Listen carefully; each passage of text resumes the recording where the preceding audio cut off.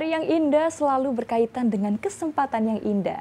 Tentu pada saat ini kesempatan yang indah itu pula Stephanie Imelda dapat kembali menyapa pemirsa yang senantiasa memfokuskan pikiran dan hatinya untuk menonton podcast dari Dinas PU Sumber Daya Air Provinsi Jawa Timur. Assalamualaikum warahmatullahi wabarakatuh. Waalaikumsalam. Kami ucapkan salam kepada seluruh pemirsa dan juga kepada narasumber yang telah bergabung pada hari ini. Dan tentu semoga di bulan yang fitri ini kita semua dalam keadaan yang sehat dan juga penuh berkah dari Allah Subhanahu wa Ta'ala. Podcast Dinas PU Sumber Daya Air Provinsi Jawa Timur dengan tema Peran Dunia Usaha dalam Pengelolaan Sungai di Jawa Timur akan menjadi topik yang hangat diperbincangkan pada podcast kita pada hari ini. Lalu seperti apa yang akan dibahas dan kira-kira akan ada isu dan solusi apa yang akan dihasilkan di podcast kali ini? Itu akan dijawab oleh beberapa narasumber yang sudah kami hadirkan spesial untuk hari ini. Kami akan menyapa narasumber yang bergabung dari Komisi D DPRD Provinsi Jawa Timur. Yang pertama, Dr. Agung Mulyono. Beliau adalah Ketua Komisi D DPRD Provinsi Jawa Timur, fraksi Demokrat. Silakan Bapak dapat menyapa pemirsa. Assalamualaikum warahmatullahi wabarakatuh, pemirsa semua di Jawa Timur. Hari kita podcast Sumber Daya Air dan selamat menyaksikan podcast hari ini. Terima kasih. Baik, terima kasih Bapak Agung. Lalu kita akan menyapa Dr. Andes Haji Edi Paripurna MSI. Beliau adalah Wakil Ketua Komisi D DPRD Provinsi Jawa Timur dari fraksi PDIP. Baik, mau nggak Bapak? Silakan menyapa pemirsa. Baik, selamat pagi. Assalamualaikum warahmatullahi wabarakatuh. Waalaikumsalam. Salam sehat semuanya. Salam sehat. Baik. Selanjutnya kita akan menyapa Dr. Andes Haji Satip MSI. Beliau dari fraksi Gerindra yang merupakan anggota Komisi D DPRD Provinsi Jawa Timur. Silakan Bapak dapat menyapa pemirsa. Baik, Assalamualaikum warahmatullahi wabarakatuh. Waalaikumsalam. Pagi kita semua. Masih banyak tugas-tugas yang harus diselesaikan ya Pak ya? Masih banyak tugas yang dibebankan ke saya dari ketua ini. Oh begitu? Ditunggu belum turun-turun oh. dari ketua. Sudah dikode itu Pak sepertinya. Baik. Siap. Terima kasih Bapak Satip. Selanjutnya kita menyapa Dr. Andes Sugeng Pujianto. Beliau dari fraksi PDI Perjuangan, dari anggota Komisi D DPRD Provinsi Jawa Timur. Silakan Bapak. Assalamualaikum warahmatullahi wabarakatuh. Waalaikumsalam Selamat warahmatullahi. pagi, salam sejahtera bagi kita semua. Pemirsa yang saya hormati, di pagi hari ini kita dari Komisi D mengadakan podcast dengan BSDA. Mari kita ikuti secara bersama-sama. Terima kasih Bapak sudah berkenan menyapa. Selanjutnya pemirsa, kami juga hadirkan narasumber yang spesial juga berkaitan dengan podcast dari Dinas PU Sumber Daya Air. Beliau adalah Bapak Budi Raharjo, yaitu dari Sustainable Development Manager Danone Indonesia. Silahkan Bapak untuk menyapa pemirsa. Assalamualaikum warahmatullahi wabarakatuh. Waalaikumsalam. Selamat pagi, salam lestari. Terima kasih atas kesempatannya, bapak-bapak narasumber dan para pemirsa. Jangan lupa minum aqua. Ada tagline-nya. Salam melestari aqua dulu. Biar konsentrasi harus minum aqua dulu ya Pak ya. Ya betul. Beliau dari PT Tirta Investama atau Aqua yang biasanya sering ya. Baik, terima kasih Bapak. Pemirsa, kita akan masuk pada sesi inti podcast kita pada hari ini membahas tentang air. Nah, mungkin pertanyaan pertama akan kami ajukan ke Bapak Budi nggih. Bapak Budi. Iya Bapak, beberapa argumen banyak mengatakan Pak, keberadaan air sungai terutama ya di Jawa Timur perlu mendapatkan perhatian begitu. Karena pada musim hujan jumlahnya berlebihan, tapi sebaliknya musim kemarau malah jadi kurang bermanfaat dan akhirnya harapan itu turun begitu. Apakah ada fenomena tertentu Bapak terkait hal ini? Kira-kira betulkah argumen yang disampaikan masyarakat? Ya, argumen masyarakat itu tentu berangkat dari fenomena yang mereka lihat, fenomena yang mereka rasakan, fenomena yang mereka alami. Bahwa pada saat musim hujan, air melimpah, banjir kemana-mana. Pada saat musim kemarau, sungai jadi kering gitu. Nah, Tapi mungkin melihatnya begini, bahwa ketika kita bicara sungai, sebetulnya kita tidak hanya bicara badan sungainya, tetapi sungai itu dipengaruhi oleh lingkungan yang lebih luas di mana dia berada, yang kita sebut sebagai watershed atau daerah aliran sungai. Nah, fenomena tadi itu, misalnya pada saat musim hujan air melimpah sampai tumpah sampai banjir, karena memang di watershed atau di daerah aliran sungai itu ada sesuatu yang tidak normal, yaitu kerusakan-kerusakan fungsi ekosistemnya. Air yang harusnya meresap, dia lari di permukaan, dan ketika, atau istilahnya run off ya, run off pada saat musim hujan, ini pasti larinya ke titik yang rendah, dan titik rendah itu adalah sungai. Terakumulasi sungai-sungai kecil sampai ke sungai besar, akhirnya jadi luapan. Nah, itu tidak semata-mata karena sungainya, tetapi karena daerah tangkapan air atau watershednya itu dia mengalami gangguan. Ya, dan gangguan ini iya nggak iya terpengaruh oleh aktivitas manusia. Apakah untuk alasan ekonomi, pertanian, perkebunan, atau pembuatan rumah, atau mungkin terutama alasan ekonomi. Pada saat musim kemarau, karena catchment area atau daerah aliran sungai ini tidak bisa menyimpan air, sehingga pada saat nggak ada hujan ya air jadi kering, karena air itu tidak meresap tapi justru dia lari di permukaan, sehingga tidak ada yang tersimpan di dalam bumi gitu. Kira-kira seperti itu. Ini fenomena itu secara umum sebabnya begitu. Berarti memang disebabkan tidak hanya dari faktor alam saja, tapi juga aktivitas manusia yang berada di sekitarnya begitu. Terutama oleh faktor manusia. Tapi faktor alam mungkin kayak curah hujan yang terlalu tinggi misalnya, dan ini juga yang kita sebut sebagai perubahan iklim, global warming dan sebagainya. Ujung-ujungnya pangkalnya lagi ya kita juga manusia yang dari pola hidup kita, emisi karbon tinggi dan sebagainya, ini menyebabkan global warming, perubahan cuaca, pola hujan berubah, itu yang kemudian menyebabkan hujan bisa di luar normal atau ada anomali gitu. Tapi secara alami yang namanya longsoran, yang namanya luapan dan sebagainya itu wajar. Secara alami di hutan yang lestari pun tetap akan terjadi ada longsoran itu normal. Itu menjadi masalah ketika ada manusia. Jadi bencana kan ketika ada manusia kan. Gitu. Jadi ada faktor alami memang, tetapi mostly ketika ini menjadi berlebih itu pasti ada faktor manusia di dalamnya. Tetapi sungguh jawabannya itu juga ada di manusia lagi nanti. Berarti sebenarnya faktor paling besar ini manusia yang mempengaruhi ya Pak ya. Tapi apakah memang selamanya kehadiran masyarakat di sekitar tersebut itu memberikan dampak negatif Bapak? Kalau secara alami ketika zaman dulu ya misalnya orang punya kearifan, kalau mau nebang pohon ada hitung-hitungannya, itu kan sebetulnya untuk mengontrol supaya tidak sembarangan. Kalau mau nanam dulu, atau pembuatan terasering supaya air itu tidak langsung lari tapi dia tertahan. Nah, kaidah-kaidah seperti itu ketika kemudian motif ekonomi lebih kuat itu dikurangi. Desakan kita kebutuhan sayur misalnya, sehingga sampai di ubun-ubunnya gunung pun ditanami sayur, padahal gunung di ubun-ubunnya di puncaknya itu sebenarnya ya dia hutan, menjadi daerah resapan, tapi ketika dia menjadi daerah yang dikelola secara intensif, maka air tidak kurang meresap di situ. Kurang meresap. Iya. Jadi kurang daerah resapan air karena banyak dimanfaatkan oleh masyarakat sekitarnya. Fungsi resapannya mungkin yang kurang. Tapi kalau daerahnya kan tetap dari dulu ya segitu aja. Fungsinya gitu ya. Berkurang. Ada rumah, ada bangunan-bangunan yang menutupi lahan yang harus dia meresap, karena ada rumah tidak meresap.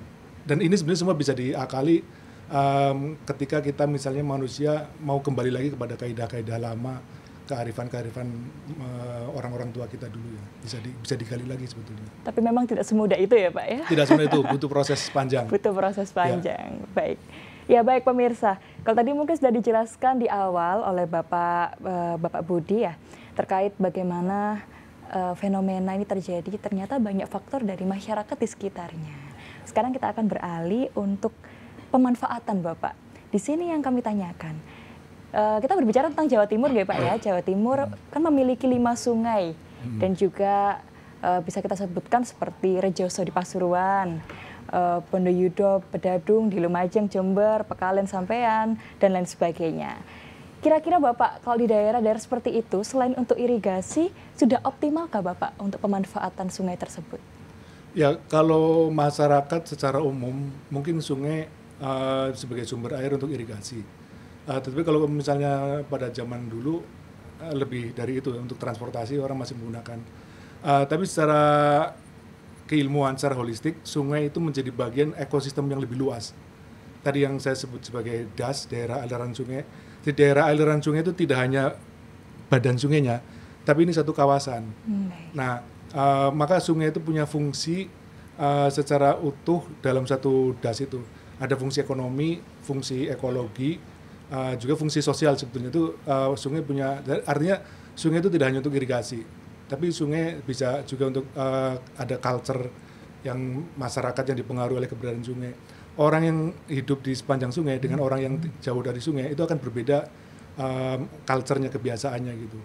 Kira-kira seperti apa ya Pak culture-nya? Mungkin biar pemirsa juga tahu. Misalnya begini, orang ketika tinggal di sekitar sungai dan rumahnya menghadap ke sungai, itu pertanda bahwa sungai itu bagian dari halaman depan dan mereka akan lebih menghargai. Karena halaman depan itu biasanya akan ditata indah, dirawat, tapi ketika rumah masyarakat yang tinggal di pinggir sungai tapi dibelakangi, maka belakang itu cenderung dia sebagai tempat buang sampah, toilet, dan sebagainya. Itu mindset secara culture itu seperti itu. Jadi ketika masyarakat lama, dia akan menghargai sungai karena dia sebagai sumber hidup, ikan dari situ, air bersih juga diambil dari sungai. Tapi ketika ada perubahan, orang menganggap sungai itu sebagai halaman belakang yang dia bisa dengan mudah tadi misalnya lempar sampah, mohon maaf ya, kotoran dari rumah, sampah domestik juga larinya ke sungai. Jatim di mana Pak Budi? Kenapa? Jatim di mana? Yang halaman depannya sungai. Banyakan belakangnya sungai ya. Kebanyakan membelakangi sungai aja. Nah ini kalau luar negeri loh ya, Jawa Timur ya. Kalau secara persisnya mungkin saya nggak begitu tidak bisa memetakan ya. Tapi umumnya di masyarakat yang tradisional Pak, itu mereka masih menganggap seperti itu. Tapi tetap dipengaruhi oleh tuntutan ini ya, tuntutan ekonomi, tuntutan kemajuan dan sebagainya. Nah makanya kita kemudian juga punya program bagaimana orang supaya tidak membuang sampah ke sungai atau misalnya sampah domestik ya. Kita punya target untuk orang tidak BAB sembarangan, ODF ya, open defecation, jadi buang kotoran feces jadi bisa jadi ada toiletnya di dalam rumah tapi cerobongnya itu masuk ke sungai langsung. Itu yang kita benahi sebenarnya di lokasi-lokasi di sekitaran kita. Berarti sudah ada proses untuk membenahi hal tersebut ya Pak? Ya. Contoh misalnya di Kebun Candi itu udah free. Jadi tidak ada lagi orang yang model-model seperti itu. Termasuk pengelolaan sampah, sebenarnya juga kalau dikaitkan dengan pengelolaan sungai, itu juga untuk mencegah supaya sampah tidak masuk ke sungai. Karena itu juga tadi, secara latar belakang budayanya, ketika orang membuang sampah ke sungai, penghargaan mereka kepada sungai itu jadi rendah gitu. Zaman dulu tidak demikian gitu. Kira-kira gitu. Siap. Berarti bagaimana posisi sungai itu adalah bagaimana cara kita memandangnya juga. Betul. Ya Pak ya, menghargai sungai begitu.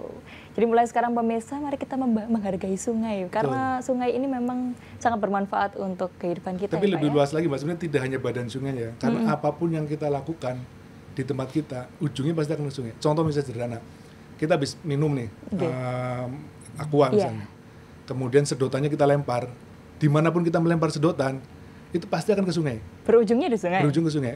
Kena hujan, ngalir ke selokan kecil, selokan besar, ujungnya ke sungai dan akan ke laut. Dan ini bisa menimbulkan bencana lain di laut.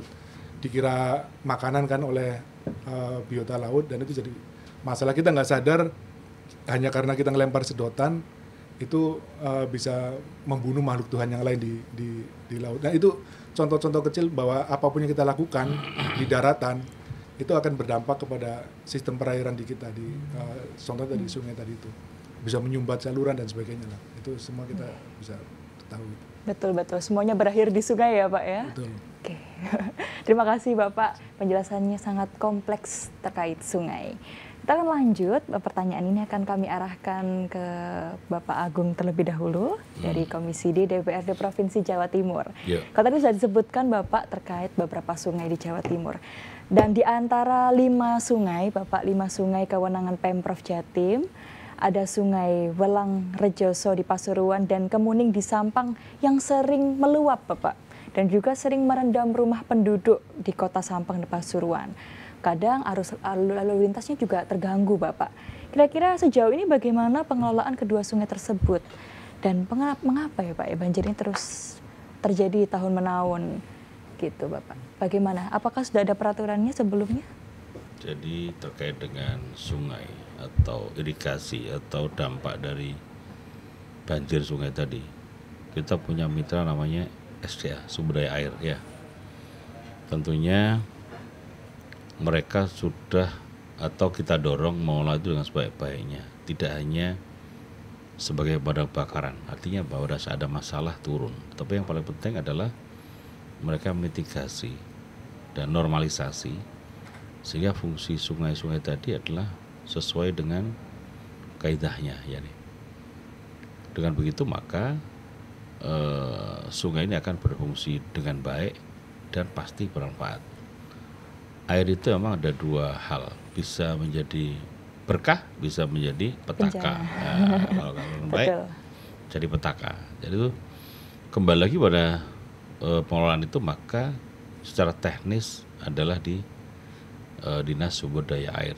Nah, dan kita sebagai Dewan selalu menyampaikan asal programnya bagus, ada prioritas. Ya, saya bilang 3S, support program, support anggaran, support implementasi. Ya. Kembali adalah tupoksi mereka, sehingga apa yang disebut Pak Pujo tadi, sungai ini harus tidak hanya dilihat badannya saja, tapi pernik-perniknya tadi ya, sehingga sungai ini akan menjadi manfaat, berkah, tidak menjadi petaka gitu, Steph. Oke. Baik. Tapi kalau terkait dari pemerintah ini Pak, apakah sudah ada fungsi pengawasan terkait bagaimana untuk menanggulangi pengelolaan kedua sungai tersebut Pak? Jadi secara prinsip dinas kita SDA mesti pesan kita akan proaktif ya, mengelola itu. Jangan pasif, tadi saya bilang jangan sebagai pemadam kebakaran, dan bagaimana dioptimalkan dengan baik aliran sungai tadi sehingga bermanfaat buat masyarakat ya. Kan apa namanya, kalau DAS itu kewenangan dari pusat ya, yang gede-gede ya. Tetapi secara implementasi selalu akan kolaborasi dengan provinsi dan kabupaten tentunya. Betul. Dan jangan lupa irigasi itu atau air sungai itu selain untuk kebutuhan masyarakat juga untuk kebutuhan sawah, persawahan ya. Nah, jadi mungkin yang sawah gratis ya. Kalau yang dikelola Tirta Investami itu jadi bayar ya, karena menjadi duit kayak PDAM ya. Oke, itu Steph. Baik, terima kasih Bapak Agung. Ya, pemirsa, kita akan lanjut untuk pertanyaan selanjutnya. Kami arahkan kepada Bapak Edi Paripurna. Bapak, kita mengerti bahwa kerusakan sungai ini hampir banyak terjadi di sungai di Jawa Timur ya Pak ya. Dan terkadang ada tanah longsor, banjir dan lain sebagainya. Ini disebabkan oleh sedimen dan sampah yang menumpuk di hilir begitu. Kalau boleh tahu, kira-kira dari pemerintahan Jawa Timur, apakah memang sudah menetapkan peraturan daerah terkait hal ini, Bapak? Baik, terima kasih. Di mana Jawa Timur menangani ada beberapa sungai ya, yang tadi sudah disebutkan, yang ada namanya Sungai Welang, yang ada di Pasuruan, Sungai Rejoso, dan termasuk yang ada di Madura. Nah, tentunya ini tidak hanya dipertanggungjawabkan pada pemerintah provinsi, karena sungai tersebut kan ada di wilayah-wilayah Jawa Timur, terutama di pemerintahan kabupaten maupun kota. Nah, tentunya ini peran serta daerah ini harus saling berkomunikasi dengan pemerintah provinsi, karena bagaimanapun tanggung jawab persoalan sungai ini tidak bisa dibebankan satu wilayah, tapi tanggung jawab bersama. Betul. Itu yang pertama. Yang kedua, bagaimana peran dari masyarakat itu sendiri. Karena bagaimanapun sungai ini kan sangat manfaat bagi kehidupan masyarakat, baik terutama untuk sebagai sumber daya air dan termasuk untuk memberikan manfaat bagi para petani-petani kita. Nah, sampai tahun ini Jawa Timur, terutama yang ditangani oleh pemerintah Provinsi Jawa Timur, dalam hal ini sumber daya air, ini sudah bergerak sesuai dengan harapan masyarakat. Karena pemerintah Provinsi Jawa Timur akan bekerja, akan mendapatkan dalam arti bagaimana kondisi sungai yang ditangani provinsi itu bisa berjalan dengan baik. Jadi yang jelas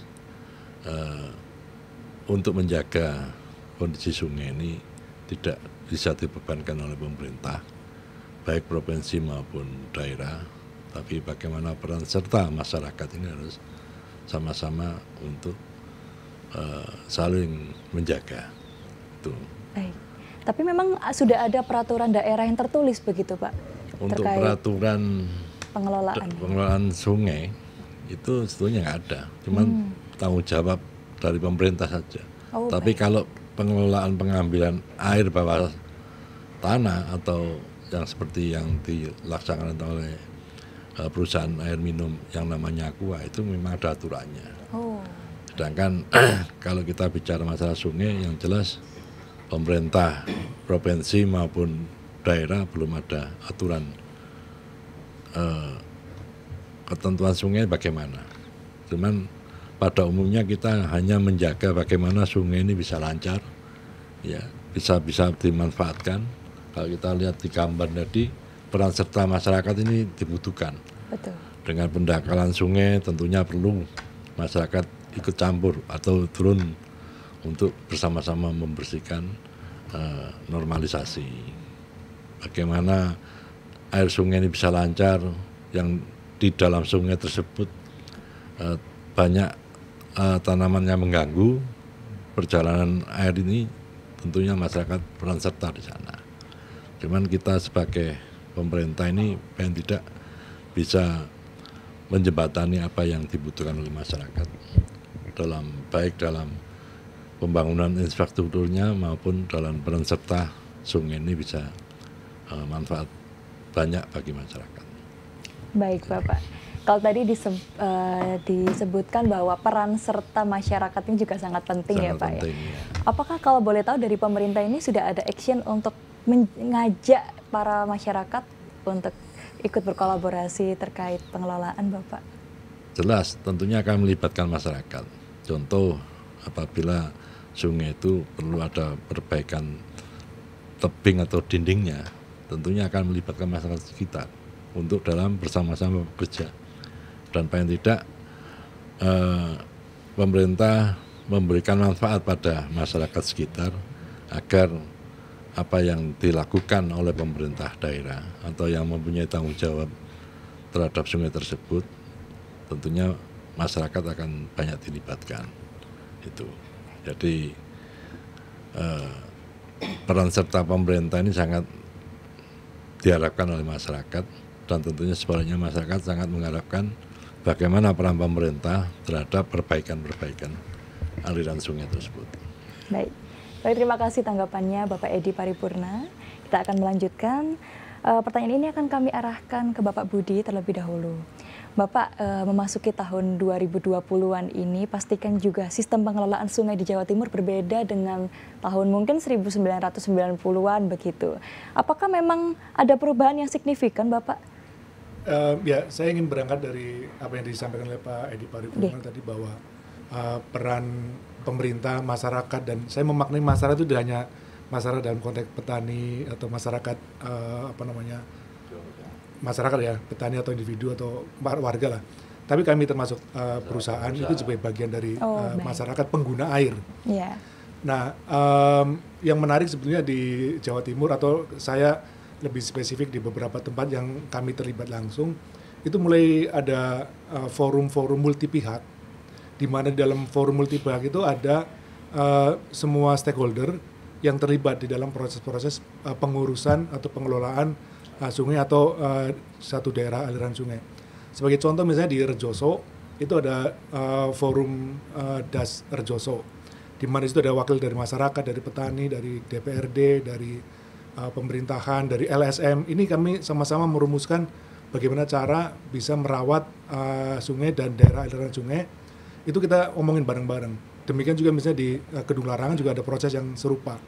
Nah, sebagai salah satu bentuk dari partisipasi masyarakat tadi, Saya juga mengutip lagi dari apa yang disampaikan oleh Pak Edi bahwa masyarakat itu punya peran penting. Contoh mengurangi sedimentasi. Kalau tadi Pak Edi mengatakan bahwa masyarakat bisa ikut turut serta menguras sedimentasi, tapi sudah di pangkalnya, di hulunya, kita mengajak masyarakat dan masyarakat berpartisipasi untuk ketika ngolah lahan itu dia membuat teras sharing misalnya, sehingga erosi itu akan terkurangi. Atau misalnya membuat grass strip, jadi di daerah yang lerengan itu ada kontur ketinggian tanah, nah di batas itu kemudian kita tanami rumput yang dia akan mencegah erosi itu akan tertahan. Kalau erosi tertahan di lahan, maka sedimentasi akan berkurang. Nah, inisiatif-inisiatif itu sebenarnya ada di masyarakat. Tinggal kita sebetulnya pihak lain itu memotivasi masyarakat dengan cara memberikan insentif. Dan luar biasanya menurut saya Pasuruan itu bisa menjadi model karena Pasuruan itu udah punya perbub, peraturan bupati yang mengatur tentang memberikan imbal pembayaran ya kepada komunitas yang melakukan kegiatan-kegiatan pelestarian tadi, misalnya nanam pohon, membuat sumur resapan, membuat rorak, atau menanam rumput mengikuti kontur tadi itu. Nah, ini sebenarnya partisipasi masyarakat. Partisipasi masyarakat harus kita dorong, kita motivasi atau kita kasih apa istilahnya penghargaan ya, apresiasi dalam bentuk pembayaran tadi. Dan itu untuk Pasuruan itu sudah dipayungi oleh Perbub. Dan pembayarannya sudah terjadi. Kami Aqua di Kebun Candi atau Danon sudah memulai sejak tahun 2017. Sampai sekarang setiap tahun kita memberikan insentif kepada masyarakat yang mau merawat sumur resapan mereka, yang mau mengelola lahannya secara lestari gitu. Kalau dalam satu hektar ada sekian pohon, di sela-sela kebun sayur mereka akan dapat insentif. Ini partisipasi masyarakat akan muncul kalau dia dapat apresiasi. Betul. Seperti itu, Mbak Astep. Memang begitu ya Pak ya, perlukan apresiasi ya Pak untuk menggugah semangat masyarakat juga. Berarti sudah berjalan dari 2017 ya Pak? Wah, luar biasa. Sampai saat ini? Sampai saat ini. Diawali sebetulnya dengan riset ya. Kami melakukan riset itu cukup panjang untuk mengetahui bahwa untuk Rejoso nih, dalam konteks Rejoso, daerah Sungai Rejoso itu sebenarnya sumbernya di mana sih gitu. Air yang masuk ke Sungai Rejoso itu sebenarnya daerah mana nih? Itu kita udah tahu persis. Jadi misalnya Umbulan yang fenomenal itu kita tahu sumbernya itu dari mana itu kita udah tahu. Nah, di area-area itulah yang kemudian kita membangun inisiatif-inisiatif untuk konservasi itu kita lakukan di daerah itu. Nah, itu kita lakukan dari mulai tahun 2016, 2017 mulai ada praktek insentif tadi itu sampai sekarang. Dan spesifik untuk Rejoso nih Pak, selain Umbulan tadi ya, Umbulan itu sebagai titik keluar air yang dahsyat lah. Meskipun ini volumenya turun, setiap tahun itu kecenderungannya turun dari tahun 70-an, 80-an itu 6.000 liter per detik, sekarang angkanya sekitar 3.000-an. Iya. Turun. Tahun berapa 6.000? Tahun 80-an Pak. Oh. Karena kita tadi di daerah atas itu pasti ada gangguan. Kalau turun secara alami, toh hujan kan masih terjadi. Input dari atasnya kan selalu ada dari hujan, tapi kemudian tadi yang saya bilang di awal, run off terjadi dan sebagainya. Nah, tapi selain Umbulan, praktek pertanian di sekitaran Winongan ya, Kecamatan Winongan, itu banyak, karena daerah itu menurut saya Pak itu berkah Allah Subhanahu Wa Taala, nyolek sedikit itu air udah muncrat. Di situ, jadi kedalaman air tanah itu rendah, jadi petani pun masyarakat ya bisa membuat sumur artesis 24 jam mengalir untuk sawah mereka, padahal sawah sebenarnya tidak butuh air yang 24 jam terus-menerus mengalir. Nah, praktek-praktek seperti ini itu juga kita perbaiki bersama dengan masyarakat ya, bagaimana mengajak mereka untuk mengontrol sumur-sumur artesis itu dengan sistem ada keran, tapi nggak bisa langsung ditutup dengan keran. Kalau ditutup di atas, di keran, dia tetap akan lepas di bawah. Maka energinya itu disalurkan melalui ada namanya hukum Bernoulli, sehingga dia akan berhenti sendiri secara alami gitu. Nah, pada ketinggian itu dia akan berhenti, tertahan sehingga air tidak keluar. Pada saat dibutuhkan, masyarakat bisa membuka kerannya sehingga sawah mereka teraliri. Nah, praktek-praktek seperti itu kita inisiasi bersama masyarakat di sekitaran lokasi kita beroperasi di Kebun Candi dan sekitarnya di Kecamatan Winongan. Gitu Mbak Step. Selain di daerah tersebut, sudah juga dilakukan Bapak? Ya. Belum ya? Masih dalam kita Danone di Indonesia itu punya 10 daerah 10. aliran sungai yang prioritas. Di Jawa Timur itu 3. 3. Rejoso, kemudian Kedung Larangan, sama satu lagi di Banyuwangi. Banyuwangi namanya Gelondong kalau nggak salah nama Gelondong. subdasnya ya. Daerah aliran sungai namanya Gelondong. Nah itu yang menjadi perhatian kami untuk kita tata sebagai partisipasi dari perusahaan. Tapi tetap kami tidak mungkin main sendiri, Mbak. Tadi yang Pak Edi bilang, partisipasi pemerintah, masyarakat, termasuk NGO, LSM, mereka juga punya peran ya, punya tanggung jawab sebagai pendamping masyarakat atau sebagai fasilitator di lapangan. Tuh semua pihak bisa terlibat, termasuk akademisi. Yang riset-riset yang saya bilang tadi itu sebenarnya peran akademisi. BRIN termasuk dia untuk memvalidasi juga apa yang kita lakukan tuh nggak bisa kita klaim sendiri. Aqua sudah meresapkan sekian liter gitu, nggak bisa. Ya kita klaim tapi kemudian harus ada validasi. Jadi masing-masing pihak punya peran. Termasuk tadi masyarakat ya, kalau misalnya Pak saya sudah nanam sekian hektar, harus dihitung. Nah yang menghitung nggak bisa masyarakat sendiri kan, nggak bisa self claiming, tapi harus dapat validasi dari pihak yang lebih punya otoritas keilmuan. Jadi peran multi pihak ini kita butuhkan untuk kita bisa merawat sungai atau merawat daerah aliran sungai atau sub ya. Kalau misalnya kayak Rejoso itu sebenarnya dia subdas dari das yang lebih besar lagi. Gitu, Mbak Step. Berarti inovasi multi pihak ini juga nanti bisa dikembangkan juga di daerah lain begitu ya Pak ya? Betul. Oke, siap. Berarti kalau terkait pertanyaan yang tadi Bapak, tadi kan sempat disinggung 6.000 liter ya tadi ya, setiap detik di tahun 80-an begitu. Berarti bagaimana? Apakah ada perbedaan Bapak pada pengelolaan air tersebut dari tahun segitu hingga saat ini? Mungkin untuk di Jawa Timur sudah paham ya bahwa saya sebenarnya tidak ini karena ini ada tetangga sebelah lah, perusahaan lainnya yang mengelola ini ya, mengelola umbulan. Tapi bahwa penurunan debit ini tim kami yang turut serta mengukur. Dan data-data yang lampaunya itu juga kita dapat dari konsultan yang kami minta untuk menghitungnya. Jadi kita data-data tadi itu selain dari pemerintah juga melakukan perhitungan, tapi ada tim kami juga yang melakukan perhitungan khusus untuk umbulan. Karena umbulan ini menjadi menjadi sumber mata air yang penting untuk Jawa Timur, Pak. Saat ini ada 5 kabupaten dan kota kalau nggak salah yang memanfaatkan dari umbulan. Nah, penurunan yang signifikan ini itu sebetulnya ancaman bagi ketersediaan suplai air bersih di 5 kota dan kabupaten tadi. Maka satu-satunya pilihan sebetulnya adalah kita mesti melakukan upaya-upaya di atas, di daerah recharge area atau daerah tangkapan airnya. Kalau kita mau umbulan ini tetap stabil, katakanlah di angka ini, kalaupun nggak naik tapi stabil lah, jangan turun terus. Gitu ya. Dan ketika kita bicara umbulan itu sebagai salah satu contoh saja, di sumber-sumber yang lain ya, itu juga pasti akan terpengaruh gitu. Kalau misalnya masyarakat bikin sumur, kalau dulu misalnya begitu gali muncratnya itu bisa sampai 5 meter, mungkin sekarang cuma 3 meter. Itu sebenarnya bentuk dari pertanda bahwa tekanan air yang ada di bawah itu berkurang. Nah fenomena ini sebenarnya masyarakat juga memahami. Itu pilihannya adalah tadi melakukan kegiatan-kegiatan konservasi di daerah hulu, dan itu nggak bisa kita lakukan sendiri, masyarakat sendiri atau pemerintah sendiri atau perusahaan sendiri. Itu pilihannya kolaborasi, nggak ada pilihan lain. Pak Udi yang paling tahu di 5 tadi yang paling tahu mana?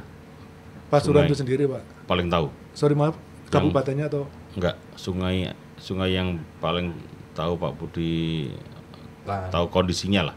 Rejoso sama Kedung Larangan, Pak. Tahu betul. Karena kita punya program, punya aktivitas di situ. Sekarang potretnya sungai 2 itu bagus. Memenuhi apa? Ya good apa no good lah itu? Apa nilainya? Tidak baik-baik saja, Pak. Kenapa? Kenapa itu, Pak? Secara debit tadi ya, debitnya tidak hanya turun, tapi tidak stabil, Pak. Tadi yang Mbak Step awal bilang bahwa musim kemarau membludak, musim kering habis. Musim hujan membludak. Iya, musim kering habis. Itu fenomena yang pertama. Kemudian ini juga menarik, kami mengedukasi anak-anak sekolah, Pak, melalui program namanya Stomata. Anak-anak sekolah ini bisa kita ajak mereka ikut berpartisipasi juga untuk melihat kualitas air sungai dari hulu sampai ke hilir di tepi pantai gitu. Dengan bioindikator. Jadi kalau misalnya di situ ada jentik-jentik capung, itu berarti air dalam kondisi sehat. Oh malah? Karena gitu. jentik-jentik capung atau ada makhluk yang lain yang bisa kita tandai, atau ada ikan-ikan tertentu itu masih hidup, berarti airnya oke, sehat. Bagus. Nah dari hulu sampai ke hilir itu kelihatan ininya penurunannya. Ini anak-anak sekolah dampingan kita, Pak. Jadi Pasuruan itu dari hulu ada nanti sampai ke bawah itu makin berkurang. Iya. Jadi ada jentik malah bagus. Iya. Di kamar mandi, di bak mandi jelek ya. Jentiknya tertentu, Pak. Kalau ada misalnya Jentiknya. ada cacing yang sering kita cari untuk pakan ikan ya. Itu justru dia hidup di perairan yang terkontaminasi gitu.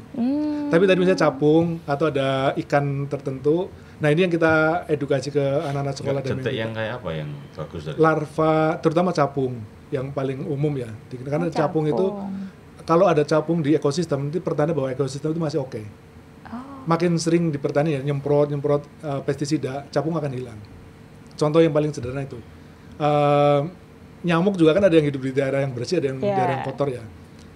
Itu ada beberapa bioindikatornya, Pak, untuk menandai bahwa sungai ini perairannya masih bagus. Nah, tadi dalam konteks Rejoso itu ketahuan dari atas sampai ke bawahnya itu penurunan kualitas. Dan ini bisa dimaklumi, bisa dipahami, bukan dimaklumi ya. Bisa dibayar karena sepanjang jalan ini polusi masuk dari kotoran manusia. E. coli misalnya ditemukan di bawah, di atas berkurang, seperti itu, Pak.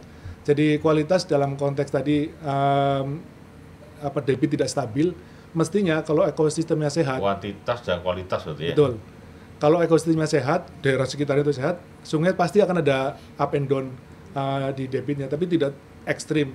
Nah kita tadi misalnya Rejoso, Welang itu ekstrim. Maka ketika good ya dua-duanya. Menurut saya apa tidak solusinya? baik-baik saja. Biar good apa langkahnya? Langkah tadi kolaborasi sebagai prosesnya, Pak. Tetapi secara faktual yang harus kita lakukan adalah konservasi di daerah atas, di daerah tangkapan airnya. Konservasi dalam arti bagaimana kita membantu meresapkan air lebih banyak di daerah itu, sehingga karena ketika air meresap, katakanlah misalnya di daerah Tosari itu meresapnya di sana, dia akan lambat-lambat tuh, Pak, keluar, tapi dia tetap akan ke bawah, akan masuk ke sungai. Dari tepian-tepian sungai dia akan keluar juga di sungai atau meresap sampai ke bawah menjadi air tanah gitu. Tapi yang jelas tidak menjadi run off atau lari di permukaan. Yang paling merugikan itu kan run off ketika sungai air hujan itu lari di permukaan tanah, dia membawa sedimentasi kan, membawa erosi tanah. Padahal tanah yang bagian atas untuk petani kan tanah yang bagus, yang namanya topsoil. Kalau topsoil terus tergerus oleh air hujan masuk ke sungai, jadi sedimentasi, di lahan pertaniannya kekurangan tanah yang berkualitas bagus itu. Jadi kalau tadi apa solusinya? Konservasi. Bagaimana membantu meresapkan air secara vegetasi maupun secara sivil teknis. Secara vegetasi artinya dari nanam pohon atau misalnya membuat tanaman rumput yang rapat gitu sehingga erosi tertahan. Atau sivil teknis itu berupa tadi rorak. Rorak itu saluran air tapi buntu. Jadi bikin saluran air sepanjang 2 meter, misalnya dalamnya 80 cm, lebarnya 60 cm, maka air itu akan tertahan di situ dan dia akan meresap di situ. Atau serasa daun tanah yang terbawa yang erosi itu nanti oleh petani bisa diangkat lagi, masukkan lagi ke lahan pertanian. Atau sumur resapan. Bangunan rumah menurut saya ini, Pak, mestinya satu rumah itu harus ada sumur resapannya. Sehingga air yang jatuh di atap bangunan itu atau rumah itu dia akan ke bawah. Atau masjid lah, sebagai contoh misalnya, kalau dari tempat wudhu itu bisa dimasukkan lagi ke bumi, itu udah kontribusi yang bagus untuk bisa mengurangi fluktuasi air yang ekstrim di musim hujan dan kemarau. Kalau ini kita lakukan secara masif di daerah aliran sungai, pasti akan ada impact positifnya, Pak. Berarti banyak sekali inovasi yang nanti mungkin akan ada kolaborasi juga dengan pemerintah dari DPRD dan lain sebagainya. Baik, terima kasih Bapak-Bapak sudah bergabung pada sesi kali ini. Sangat menyenangkan, dapat menambah ilmu juga dan juga dapat memberikan gambaran pada pemirsa terkait bagaimana pengelolaan sungai bersama dengan badan usaha. Dan saya mengucapkan terima kasih, akan saya sebut satu persatu. Bapak Agung Mulyono, terima kasih Bapak telah bergabung. Lalu juga Bapak Edi Paripurna, terima kasih. Bapak Satip, terima kasih. Bapak Sugeng, terima kasih Bapak. Dan juga terima kasih untuk Bapak Budi Raharjo atas kehadirannya. Iya, Matur nuwun. Semoga di podcast kali ini dapat memberikan manfaat untuk kita semua, sama bermanfaatnya seperti air untuk kehidupan kita. Dan jangan lupa seperti yang disampaikan beliau-beliau, kita harus menjaga air untuk terus baik kondisinya untuk anak cucu nanti yang mendatang. Kalau begitu, saya Stefani Imelda mengucapkan terima kasih atas kesetiaan pemirsa untuk menonton podcast kita pada hari ini. Kami akhiri. Wassalamualaikum warahmatullahi wabarakatuh dan sampai jumpa.